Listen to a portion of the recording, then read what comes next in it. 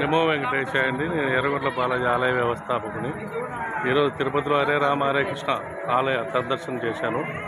ఎంత అద్భుతంగా తీర్చిదిద్దారు చూడండి. నమో వెంకటేశాయ. ప్రతి ఒక్కరూ ఈ తిరుపతికి వచ్చి దర్శనం చేసుకోవాలని నా మనవి. చాలా అద్భుతంగా తీర్చిదిద్దారు. ఇక్కడ 3 రోజులు 4 రోజులు జరుగుతుంది హరే రామ హరే కృష్ణ మందిరంలో.